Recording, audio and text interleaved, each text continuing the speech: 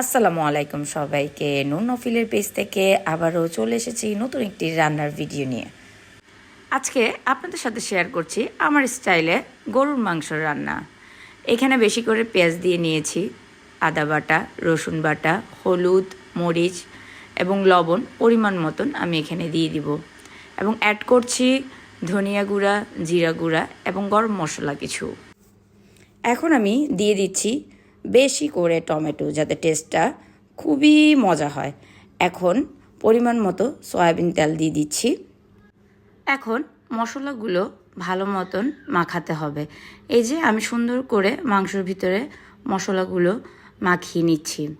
যদিও গরুর মাংস ঝালই সবাই পছন্দ করে, কিন্তু আমার মিস্টার ঝালটা আসলে খুব একটা বেশি খেতে পারে না, তাই আমি এখানে খুব মাইল্ড একটা ঝাল রেখেছি। এই তো হয়ে গিয়েছে আমার মিক্সচারটি। এখন আমি বসিয়ে দিচ্ছি। গরুর মাংস কষানোর টাইমে পানি অ্যাড করলে গরুর মাংসের টেস্টটা কিন্তু একটু নষ্ট হয়ে যায়, তাই পানি আমি পরেই অ্যাড করি। এই যে এখানে কিছুটা আলু দিয়ে নিয়েছি, এখন নেড়ে চেড়ে নিচ্ছি। এই যে গরুর মাংসটা অনেকটাই হয়ে এসেছে। এখন আমি গরম পানি অ্যাড করে নিয়েছি, কাঁচামরিচ এবং ধনিয়া পাতা দিয়ে দিয়েছি।